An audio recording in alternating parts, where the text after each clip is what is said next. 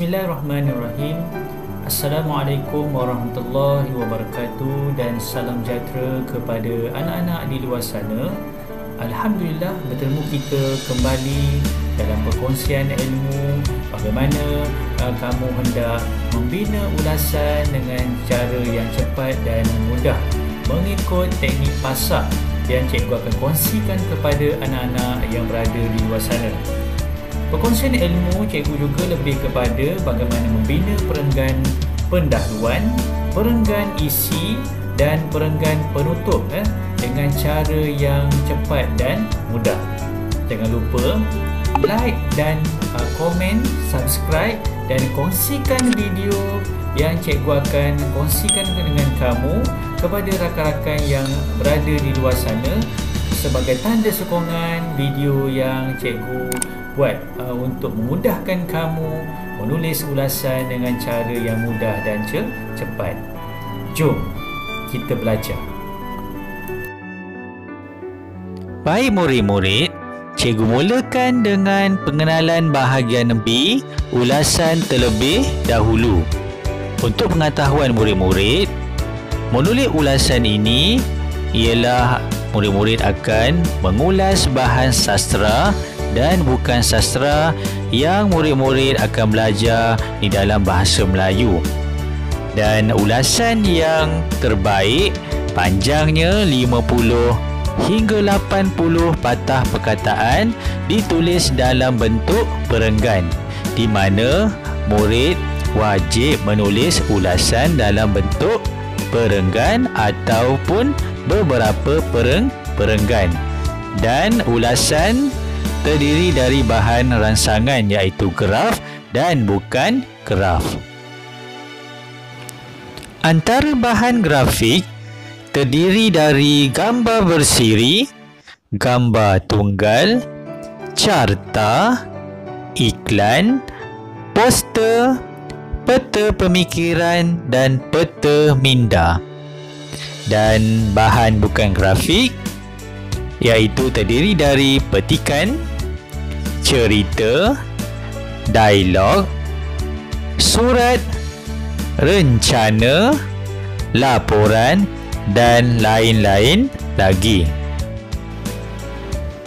Untuk pengetahuan murid-murid, untuk menulis ulasan, markah yang diperuntukkan sebanyak 15 markah.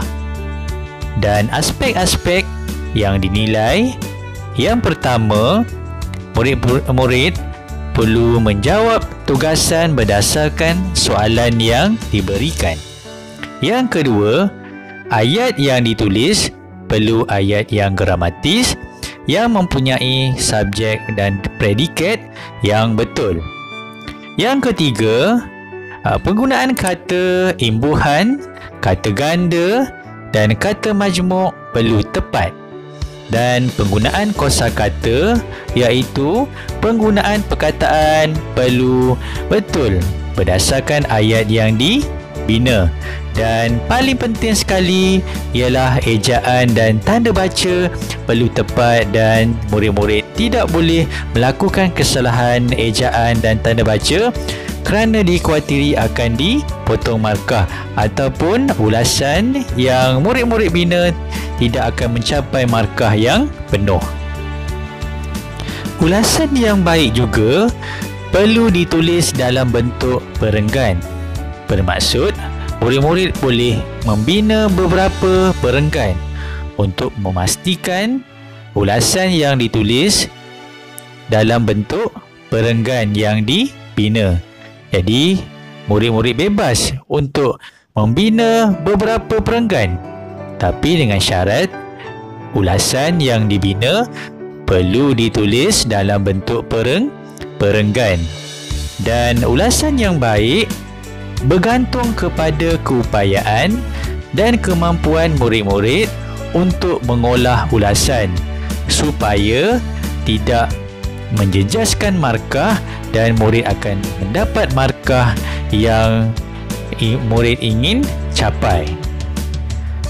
Ulasan yang baik juga perlu mempunyai isi tersurat dan tersirat.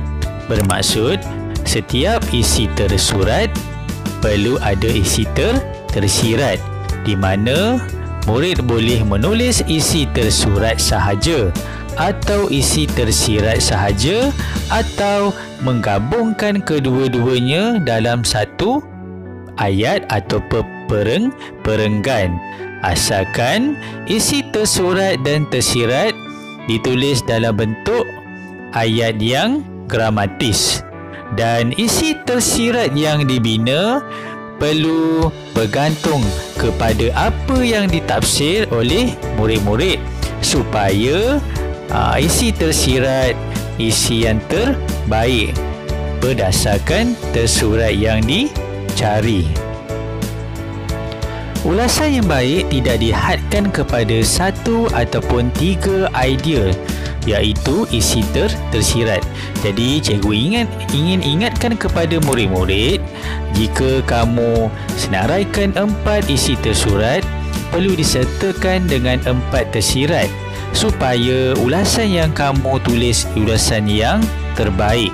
Dan murid perlu menulis berdasarkan pemahaman mereka, dan yang penting tulis dalam bentuk pandangan, pendapat ataupun rumusan, bukan dalam bentuk penceritaan. Cikgu akan tunjukkan bagaimana penggunaan teknik pasak. Cikgu mulakan dengan P, iaitu pendahuluan yang selalunya dibina berpandukan kepada soalan yang diberikan. Seterusnya A, antaranya, S, selain itu, S yang kedua, seterusnya, dan A, akhir sekali, yang digunakan untuk membina perenggan isi, iaitu perenggan yang kedua. Dan K ialah kesimpulan, yang selalunya digunakan untuk membina perenggan kesimpulan atau dikenali sebagai perenggan penutup mengakhiri ulasan yang dibina. Baik, cikgu akan tunjukkan bagaimana penggunaan formula pasak, bermula dengan formula menggunakan P, iaitu pendahuluan, bagaimana membina perenggan pendahuluan ulasan dengan cara yang mudah. Cara yang pertama, gariskan kata kunci berdasarkan soalan yang diberikan, iaitu berdasarkan bahan rangsangan yang diberikan di dalam soalan.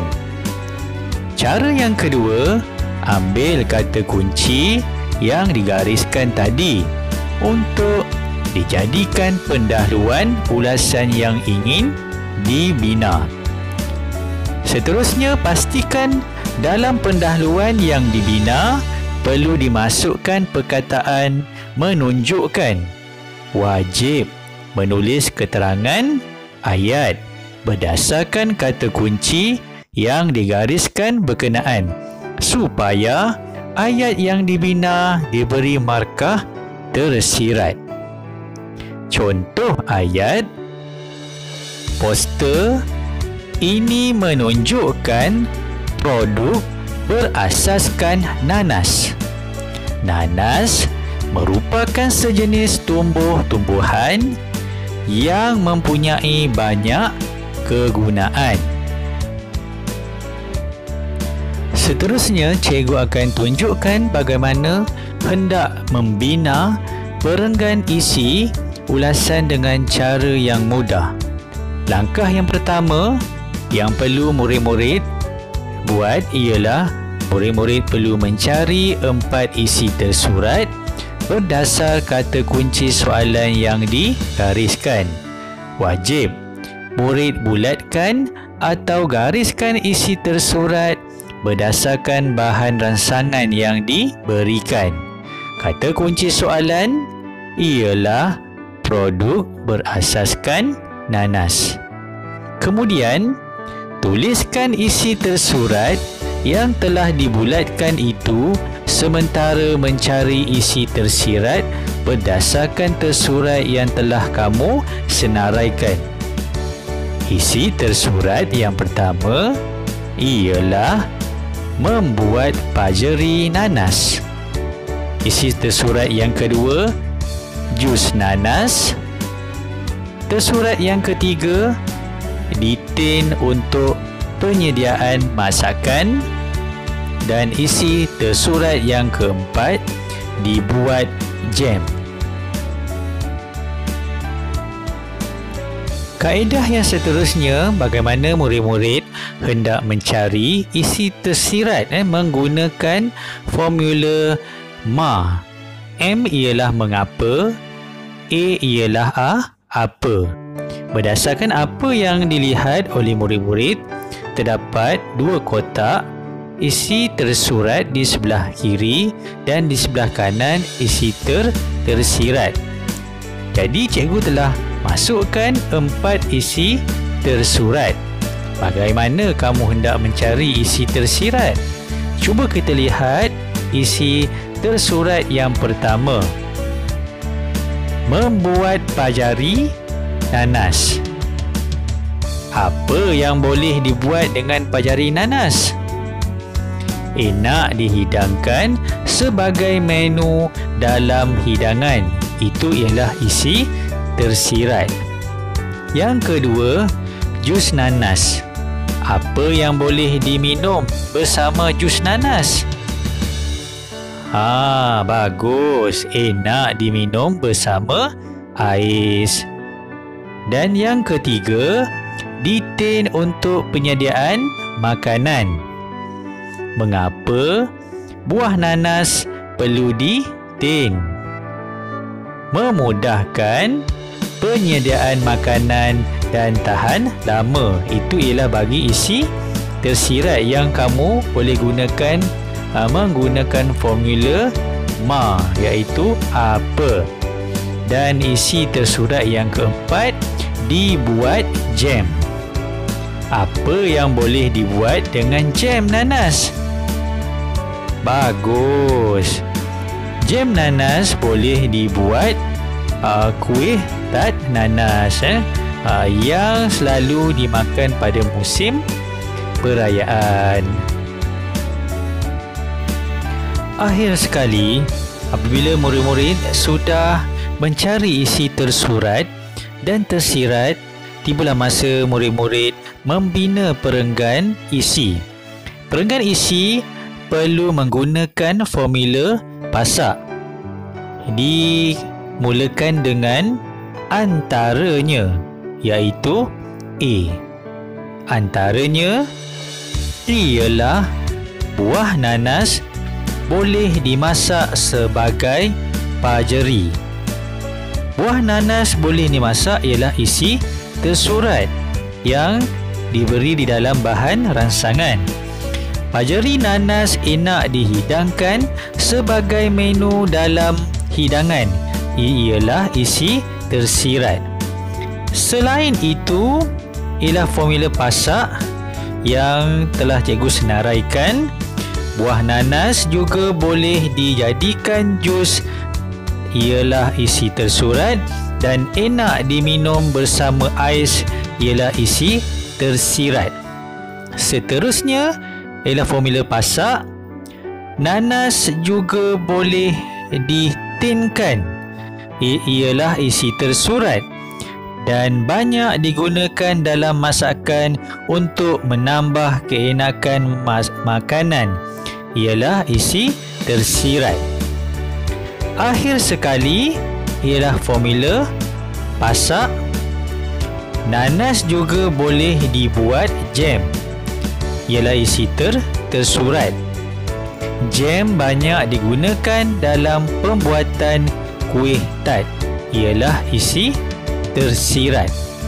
Jadi, murid perlu tahu, sebelum murid-murid membina perenggan isi, murid-murid perlu terlebih dahulu mencari isi tersurat dan tersirat terlebih dahulu, barulah murid-murid boleh membina perenggan isi supaya penulisan isi tersirat dan tersurat itu tersusun dengan baik.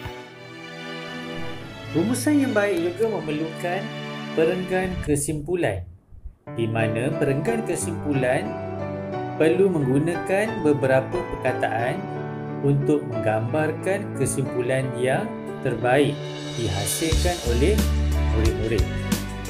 Murid-murid boleh menggunakan perkataan kesimpulannya, tuntasnya ataupun konklusinya.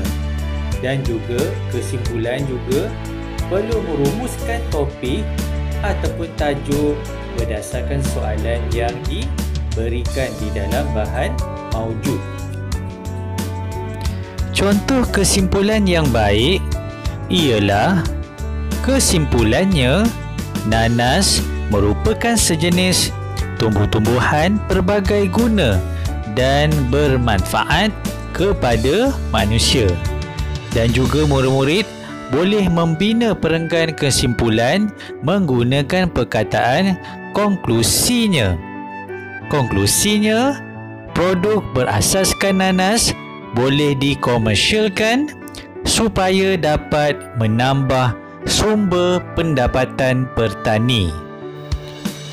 Di sini cikgu telah sediakan sebuah ulasan yang lengkap berpandukan pendahuluan, perenggan isi dan perenggan penutup yang telah kamu pelajari sebentar tadi.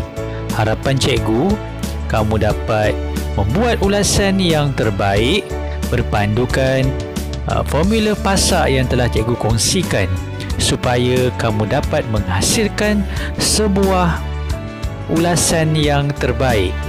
Dan jangan lupa like, komen dan subscribe serta kongsikan kepada rakan-rakan kamu kerana video ini dapat membantu menulis ulasan dengan baik berpandukan formula pasak yang cikgu telah kongsikan dengan kamu. Assalamualaikum. Bye-bye.